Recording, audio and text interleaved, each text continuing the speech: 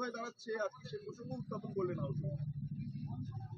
দেখুন, প্রথমত যে উদ্দেশ্য নিয়ে এদের এই প্রস্তাব আনা, সেই উদ্দেশ্যতে জল ঢেলেছি আমরা। মানে আমরা সত্যের উপরে দাঁড়িয়ে বলেছি। আর ওরা যেমন চুরিচামারি করে আবাস আর মানরেগা নিয়ে কেন্দ্রের ঘাড়ে দোষ চাপাতে চায় চোরেদের না ধরে, ঠিক একইভাবে ইন্টারন্যাশনাল ফ্লাইটের ক্ষেত্রে বলতে গেছিল।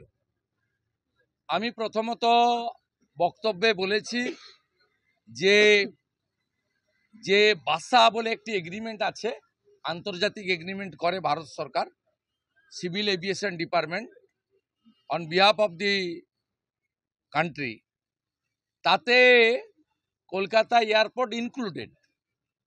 তাই ইউরোপিয়ান কান্ট্রি বা অন্যান্য ইম্পর্টেন্ট দেশের ক্যাপিটাল বা সিটির সঙ্গে কলকাতা এয়ারপোর্টের কানেক্টিভিটির প্রশ্নে কোনো সমস্যা নেই। দ্বিতীয়ত, ওপেন স্কাই এগ্রিমেন্ট যখন ভারত সরকার করে 2022 সালে অনারেবল নরেন্দ্র মোদীজির লিডারশিপে, তাতে 6টা মেট্রো সিটিকে ইনক্লুড করে দেওয়া হয়েছে, তার মধ্যে কলকাতা অন্যতম। কেন এখানে ইন্টারন্যাশনাল ফ্লাইট আসছে না? মাননীয় বিধায়ক অরূপ দাস খুব সুন্দর করে ওই কারণগুলো বলে দিয়েছেন যে ইকোনমিক্যাল ভায়াবিলিটি নেই। ইউরোপিয়ান ফ্লাইটে চড়তে গেলে বা বিজনেস ক্লাসে চড়তে গেলে অনেক টাকা লাগে। সেটা 1000 টাকার লক্ষ্মীর ভাণ্ডারে আর 12,000 টাকার কন্ট্রাকচুয়াল ক্যাজুয়ালের চাকরিতে হয় না। পশ্চিমবঙ্গে পার ক্যাপিটা ইনকাম, এমপ্লয়মেন্ট, ইন্ডাস্ট্রিয়ালাইজেশন এবং বিজনেস ফ্রেন্ডলি এনভায়রনমেন্ট কোনোটাই নেই। তাই পশ্চিমবঙ্গ থেকে কোনো ইউরোপ বা বিদেশে যাওয়ার ডাইরেক্ট ফ্লাইট কলকাতা এয়ারপোর্টের সঙ্গে নেই। এবং এই কানেক্টিভিটি বা কোন এয়ারলাইন অথরিটি চালাবে, এটা ঠিক হয় মূলত 3টে ক্রাইটেরিয়ার উপরে। ফার্স্ট ক্রাইটেরিয়াটা হচ্ছে যে যাত্রী সংখ্যা, সম্ভাব্য যাত্রী সংখ্যা। দ্বিতীয় ক্রাইটেরিয়া হচ্ছে স্লট অ্যালটমেন্ট, অর্থাৎ এয়ারপোর্টের স্পেস এবং রানওয়ে। থার্ড হচ্ছে economical viability of the route, এই রুটের অর্থনৈতিক ভায়াবিলিটি, মানে সেটা সহনশীল কিনা। কোনো কোম্পানি তো বাড়ি থেকে টাকা দিয়ে মমতা ব্যানার্জিকে খুশি করতে চাইবে না। সেই ভায়াবিলিটিটা আপনারা তৈরি করতে পারেননি। আমি বলেছি যে টাটাকে আপনারা তাড়িয়েছেন, সেই টাটা গোষ্ঠী এখন সবচেয়ে বড় প্লেয়ার ভারতবর্ষে এয়ারলাইন্সের ক্ষেত্রে। আপনি টাটার হাত পা ধরে এনে মিটিং করুন। মুখ্যমন্ত্রী এত মিটিং করেন, মুখ্য সচিব এত বাহাদুরি করেন, ইন্টারন্যাশনাল এয়ারলাইন্স অর্গানাইজেশন এবং টাটা সহ ভারতে যারা বিগ প্লেয়ার তাদের নিয়ে মিটিং করে তাদেরকে এগ্রি করান। এতে ভারত সরকারের অ্যাডিশনাল কোনো কনকারেন্স লাগবে না। আমরা বলেছি কলকাতা এয়ারপোর্টের সম্প্রসারণ আটকে আছে। আপনাদের দলে সিদ্দিকুল্লাহ চৌধুরীদের মতো মুসলিম নেতারা আছেন, তাদের সাহায্য নিয়ে কলকাতা এয়ারপোর্টে একটি ধর্মীয় পরিকাঠামো আর একটি মাজার, এই দুটোর জন্য এয়ারপোর্টের সম্প্রসারণ আটকে আছে। এই বিষয়ে সিদ্দিকুল্লাহ চৌধুরীদের সাহায্য নিয়ে মুখ্যমন্ত্রী সমস্যা সমাধান করলেই কলকাতা এয়ারপোর্টে রানওয়ের সংখ্যা বেড়ে যায়, তার বাউন্ডারি ওয়াল কমপ্লিট করা যায়, সম্প্রসারিত এয়ারপোর্ট হতে পারে। তার ফলে ডোমেস্টিক এবং ইন্টারন্যাশনাল ফ্লাইট, প্রাইভেট ফ্লাইট সহ অনেক যাতায়াত বেড়ে যেতে পারে। কাজগুলো আপনারা করেননি। আমরা বলেছি 2022 সালে ভারত সরকার পরিবহন সচিবকে চিঠি লিখেছিল মালদা এয়ারপোর্টে নিয়ে, আপনারা সেই চিঠি রেসপন্স করেননি। আপনারা বালুরঘাট এয়ারপোর্টে ফার্স্ট বিডিংয়ে বিডার পাননি, সেকেন্ড বিডিং করেননি। আপনারা হাসিমারা এবং কলাইকুণ্ডায় একটাতে 37.74, আরেকটায় মাত্র 38 একর জমি আপনাদের কাছ থেকে চাওয়া হয়েছে। দুটোতে আর্মি এয়ারপোর্টে নর্মাল ডোমেস্টিক বা কমার্শিয়াল এয়ারলাইন্স চালানোর জন্য, ফ্লাইট চালানোর জন্য। আপনারা জমি দেননি, রেসপন্সও করেননি। বাগডোগরা এয়ারপোর্টে সম্প্রসারিত এলাকার জন্য জমি দিতে পারেননি, তাই 6:20-তে লাস্ট ফ্লাইট বাগডোগরা থেকে রিটার্ন কলকাতা, যেটা বাগডোগরা হচ্ছে সবচেয়ে সাউন্ড এবং financially profit making airport of our country. Naturally কোচবিহারে আপনারা নতুন কোনো ফ্লাইট চালু করতে পারেননি, অথচ ভারত সরকার মোদিজির লিডারশিপে সিভিল এভিয়েশন ডিপার্টমেন্ট উড়ান স্কিমে কোচবিহার, মালদা, বালুরঘাট, অন্ডাল, দুর্গাপুর সব জায়গায় রেখেছে। তাই আজকের যে রেজুলেশন ওরা 185-এ এনেছিল, ওদের রাজনৈতিক উদ্দেশ্য তথ্য পরিসংখ্যান এবং এই সরকারের অপদার্থতা আমরা হাউসে তুলে ধরতে পেরেছি। দুর্ভাগ্য এটাই, ভারতবর্ষের সব পার্লামেন্ট এবং সব বিধানসভায় লাইভ হয়, এখানে লাইভ হয় না। মুখ্যমন্ত্রী কখনো কখনো এপাং ওপাং ঝপাং এসব বলতে আসেন, তার জন্য বিশেষ লাইভের ব্যবস্থা থাকে। কিন্তু হাউস বিলংস টু অপোজিশন, এখানকার রাজনৈতিকভাবে প্রভাবিত অধ্যক্ষ এগুলো করতে দেন না। তাই আমরা আজকে আমাদের বক্তব্য রেখেছি এবং বিজেপি কমিটেড। আজকের যে রেজুলেশন ওরা 185-এ এনেছিল, ওদের রাজনৈতিক উদ্দেশ্য তথ্য পরিসংখ্যান এবং এই সরকারের অপদার্থতা আমরা হাউসে তুলে ধরতে পেরেছি। দুর্ভাগ্য এটাই, ভারতবর্ষের সব পার্লামেন্ট এবং সব বিধানসভায় লাইভ হয়, এখানে লাইভ হয় না। মুখ্যমন্ত্রী কখনো কখনো এপাং ওপাং ঝপাং এসব বলতে আসেন, তার জন্য বিশেষ লাইভের ব্যবস্থা থাকে। কিন্তু হাউস বিলংস টু অপোজিশন, এখানকার রাজনৈতিকভাবে প্রভাবিত অধ্যক্ষ এগুলো করতে দেন না।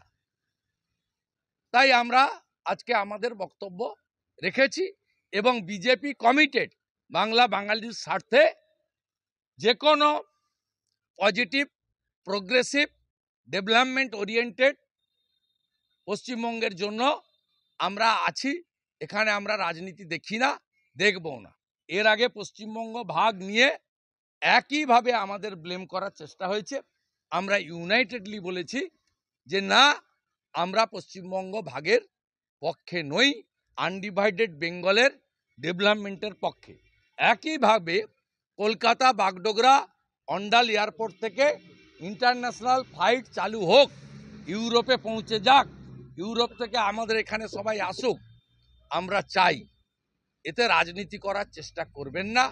রাজনীতি আপনারা করছেন, অপদার্থ সরকার, নিষ্কর্মা সরকার, এবং তুষ্টিকরণের জন্য একটা বিশেষ সম্প্রদায়ের কাছে আত্মসমর্পণ করে কলকাতা এয়ারপোর্টের সম্প্রসারণ আপনারাই আটকে রেখেছেন। ভারত সরকারের কোনো রোল নেই। মানে এটা কি জন্য আটকে আছে কলকাতা বিমানবন্দরের সম্প্রসারণটা? একটা ধর্মীয় সেখানে প্রতিষ্ঠান আছে, সেই ধর্মীয় প্রতিষ্ঠানটি মাইনরিটিদের, আমি আর প্রতিষ্ঠানটার নাম করলাম না। দ্বিতীয় আরেকটি আছে মাজার। এই দুটো ক্ষেত্রেই জনাব সিদ্দিকুল্লাহ চৌধুরীদের মতো যারা মুসলিম নেতা আছেন, আবার তৃণমূলেরও নেতা মন্ত্রিসভায় আছেন, তারাই সমাধান করতে পারেন। আরেকটা দায়িত্ব আমি মেয়রকেও দিয়েছি, বেহালা এয়ারপোর্টকে কার্যকর করতে গেলে ওখানে রোডের ডাইভারশন করা দরকার। ওটা মেয়র চাইলে করতে পারে। উনি একাধারে পৌর নগর উন্নয়ন মন্ত্রী, অন্যদিকে মেয়র।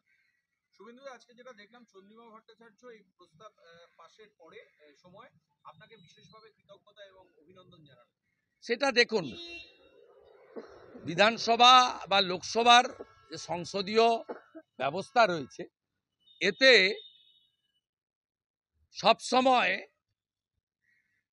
লজিক্যালি যদি আমরা এক জায়গায় আসি for the interest of our state এবং ভোটার্স এবং বিশেষ করে সব পাবলিকের জন্য, সেক্ষেত্রে এটা রেসিপ্রোকাল। আমরা বাংলার উন্নতির জন্য সমর্থন দিয়েছি, উনিও ধন্যবাদ দিয়েছেন, এটা তো স্বাভাবিক এবং এটা প্রথমবার নয়। আমরা এই সরকারের জনবিরোধী নীতির বিরোধিতা করি, আমরা সেটিং অপোজিশন নই। তো আবার যখন বাংলা ভাগের বিরুদ্ধে ওরা রাজনীতি করতে গেছিলেন, সেদিনও আমরা বলেছিলাম না, এই সিদ্ধান্ত ঐক্যমত্যের ভিত্তিতে হতে হবে, বাংলা এক থাকবে। বাংলাদেশ ইস্যুতে এমন কিছু ঘটেনি যে এখনই পথে নামতে হবে, সিদ্দিকুল্লাহ চৌধুরী এটা মনে করছেন? না, উনি তো 3 দিন আগে ইউনুসকে সাপোর্ট করেছেন, যে ইউনুস বাঙালি হিন্দুদেরকে মারছেন, মহিলাদের তুলে নিয়ে গিয়ে ধর্ষণ করছেন, হিন্দুদের ধর্ম পরিবর্তন করাচ্ছেন, হিন্দুদের মন্দির ভাঙছেন, হিন্দুদের চোখের জল মাথার রক্তে বাংলাদেশ আজকে ভেসে যাচ্ছে। 2 দিন আগে 3 দিন আগে তো তিনি ইউনুসকে সাপোর্ট করেছেন। অতএব উনি তো চাইবেন এ ধরনের কথাবার্তা। উনি উনার ভোট ব্যাংক এবং উনি যাদের নিয়ে রাজনীতি করেন, মাদ্রাসার ছেলে পেলেদের নিয়ে, সেটা উনাকে এসব কথা বলতেই হবে। আরজি করের ইস্যুতে যারা রাস্তায় নামেনি, তারা বাঙালি হিন্দু নিধনে রাস্তায় নামবে না ভাবছেন কি করে? আরজি করের ইস্যুতে বাঙালি হিন্দু বা মুসলিমের ইস্যু ছিল না, মানবিক ইস্যু ছিল। সেই মানবিক ইস্যুতে পশ্চিমবাংলার এই তোষণবাজরা রাস্তায় নামেনি, তারা বাংলাদেশে হিন্দু ধরিয়া জবাই কর, ইসকনকে ধরিয়া জবাই কর, মন্দির ভাঙছে। এরা কি করে আপনারা আশা করেন যে এরা রাস্তায় নামবে? আগামী সোমবার একটি মিউনিসিপ্যাল অ্যামেন্ডমেন্ট বিল আসতে চলেছে, যেখানে 10% করে আপনার কর বাড়বে প্রতি 5 বছর অন্তর। আমরা ওই দিনই বলবো, আমরা বিধানসভার কথা আগে বলি না। আমাদের কম্পিটেন্ট এমএলএরা আছেন, জনবিরোধী যে কোনো নীতির বিরুদ্ধে আমরা আমাদের ভয়েস রেজ করব on the floor of the house. কিন্তু সাধারণ মানুষের তো অসুবিধা হবে এক্ষেত্রে। সেটাকে ওই দিনই বলবেন, যারা বলবেন বেরিয়ে এসে বলবেন। দাদা, আন্তর্জাতিক বিমান নিয়ে একসঙ্গে দিল্লি যাওয়ার কথা যেটা বলছে, যাওয়ার প্রশ্ন নেই। আপনারা বক্তব্যের দুটো পার্ট আছে, বাসা এবং ওপেন স্কাই এগ্রিমেন্টে আপনি আছেন, আপনার ফিনান্সিয়াল ভাইবিলিটি, স্লট বুকিং এবং প্যাসেঞ্জারের সংখ্যা আপনি ভালো করবেন, কমার্শিয়াল প্লেয়ারদেরকে ফ্লাইং এজেন্সিকে আনবেন, নবান্নতে ফিশ ফ্রাই কফি খাওয়াবেন, টাটাকে তাড়িয়েছেন সিঙ্গুর থেকে লাথি মেরে, মাথায় বন্দুক ধরে, হাত পা ধরে টাটাকে ফিরিয়ে আনবেন, চালু হয়ে যাবে। যাওয়ার তো কোনো প্রয়োজন নেই, যাওয়ার কোনো প্রয়োজন নেই। ইন্টারন্যাশনাল ফ্লাইট চালু করার ক্ষেত্রে যাওয়ার কোনো প্রয়োজন নেই। অন্য কোনো ইস্যুতে civil aviation minister Rammohan Naidu or MOS Muralidhar মহল, এদের কাছে যেতে চাইলে আমরা প্রোভাইড করব। ঘাটাল পাস্টার প্ল্যান নিয়ে রাজনীতি করতে চেয়েছেন, আমরা লোক দিইনি আপনাদের সঙ্গে। আপনারা ভুটান নিয়ে প্রপোজাল পাঠিয়েছেন, আমরা রিড আউট করব। যদি মনে হয়